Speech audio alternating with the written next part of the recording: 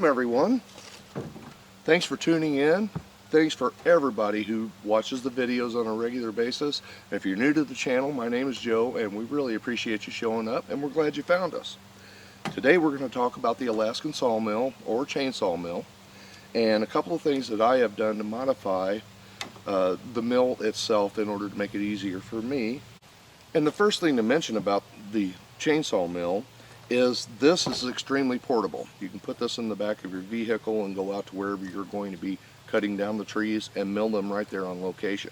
Or, like me, I've set up an area to where I can bring logs in and mill them up. I've built a really nice table to where I don't have to bend over, and I've gotten myself comfortable being able to stand up and actually operate this mill the way I need to in order to get the material that we are looking for. And here on the table I do have a couple of examples. Our first 4x4 that we have made, really nice solid half round here, and again this is 1.5 inches thick by 10 feet long, and this is 2 inches thick by 10 feet long. Now it took some effort to get this one milled out. That is a very large plank. We are 18.5 inches down at that end, we are 16 inches at this end, and it's a 12-foot plank. But that is an interesting point. You're going to be able to mill more of this than you realize, so you may have a spot picked out to where you can get it stacked, and I need to get this covered up, but something you can throw a tarp over so it can sit here and cure. This board here, wow, this even has some flaming in it, and that was just a wonderful tree, and I'm really glad we was able to mill it rather than cut it into firewood. Now you're going to have an abundance of sawdust, and this stuff will compost right back down in the soil for you. That's no problem. It's perfect for your garden. The cedar is perfect for any type of use that you would have, from floor dry. You can put that on your concrete and soak up oil and sweep it back out. Now what I did in order to keep pure sawdust is I laid down a tarp, and then as I was sawing through it, I would just simply roll it up in the tarp and then put it into a 5-gallon bucket, and then we put it over in the garden spot. That way I didn't have all these sticks and stuff in there when we were trying to sift through it. But you're definitely going to have an abundance of sawdust, and if you have a plan for it before you start, you're going to be ahead of the game. So the mill in general is extremely portable, and again, you just simply put whatever chainsaw that you have, and then this is adjustable in order to match your bar length all the way out to this particular mill goes to 36 inches, and the minimum is 14 inches. The winch I have chosen to put on here in order to pull the saw through the material is actually a heavy-duty fishing reel, and I put 75 feet of 500-pound braided line on it, so that allows me to stretch out to the end of the log. I can go through my pulley and come back to the frame, or just simply straight out to a tree, depending on location as to where I'm trying to get the saw to actually move through the material. Really neat thing about this is because it has a heavy drag on it, I think this will take up to 150 pounds of drag. If I'm passing up the saw as I'm cranking, I can actually just turn the drag down a little bit, and then that allows the reel to slip a little so I can keep a continuous motion on my handle here, but I'm not bogging down the saw. That has been a tremendous help to get a good consistent cut through there. And this thing, compared to a winch that you would have mounted to pull your boat up on the trailer or something like that, you can already see the size difference. Now this is definitely heavier duty, but it weighs about 15 pounds versus this guy weighing less than 2 pounds. So I mean, simple to adapt to that. Just simply took an L bracket here, drilled 2 holes for the bolts to go into the carriage, and then mounted 2 stainless steel bolts to hold the reel to it. And I mean, 20 minutes and this thing was installed and ready to go. I also had to modify the handle, and what I did is remove the handle from the reel, took a piece of 3/4 flat bar, this is 1/8 of an inch thick, move the handle down, drill 2 holes to mount it. That way I still have a nice handle on here, but it gives me more leverage, and then just simply drill a hole through here and mounted it to the reel. I can still oil the reel. This has a cap on it that you depress and put oil in.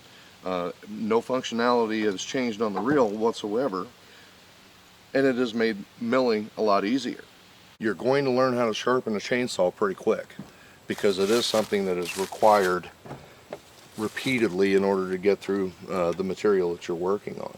Rather than removing the saw from the carriage each time from the mill, I have simply just started flipping my saw upside down and get to a nice stable workspace, and then I use my wedge to wedge up the back part of the rail here. And what that does, it allows me to have the frame out of the way now without removing the saw, and I can sharpen. And I'm always careful to make sure I don't drop the saw off the table. But I can get into the teeth from this side if I was standing over here. And then on this side, I have enough room in between the mill here to grab these teeth. And it doesn't matter if you're using a file guide or just using a file. This will save you a ton of time, because you're not trying to take this thing out of the mill and then have to put it back in when you're ready to start milling again. Sharpening chain, this 25-inch chain has 84 teeth on it. So you're going to be here a few minutes, and this will simplify and save you a bunch of time. Now, good practice to get into if you're adjusting your mill a bunch is actually measure down from your bar to the bottom of your base here, and make sure that you're setting in square all the way across the cutting platform. This is the finished material from this bottom edge to either the top edge of your chain or the bottom edge of your chain. So as long as you're consistent on both ends here, your saw is square and your material will come out better as well. These measurements on these posts are pretty close, but I always like to double check just to make sure that I have the saw setting exactly the same on end to end. Your mill will come with a chainsaw wrench, and it fits everything on the mill in order for you to make the adjustments you need. But I stopped by and picked up a little toolkit, and we get a ratchet adapter, or we can use the screwdrivers. It does come with a hammer as well, and then a couple of sockets that we need, because as you're adjusting your mill, a ratchet's going to help you a lot easier than the chainsaw wrench. But again, if you're not wanting to carry a bunch of tools in with you, everything can be done with the wrench itself, so that's not a problem. And another thing I put in the bag for milling is a speed square, just to make sure that everything is staying where it needs to be. And I will also use the speed square for a straight edge to make sure that I'm not getting into the screws that's holding our railing down in order to make our first cut through there. If you hit one of these screws with this chain, it can be costly, because it's going to really mess your chain up. Now when you have your saw set up and you're sawing through, it is really good to watch, make sure that your guides here is not riding against the edge of the log too deeply or hitting knots and things like that, because then you have to adjust your saw as you're moving through it. So try to keep all the obstruction out of the way between here and the log itself, and that will make a smoother cut for you as well. Because the idea is we want to get this laid down and through the material as smoothly as possible, because if we tilt down or back or side to side, it can affect these grooves that you see in some of this material that I have made. So I'm getting better at it.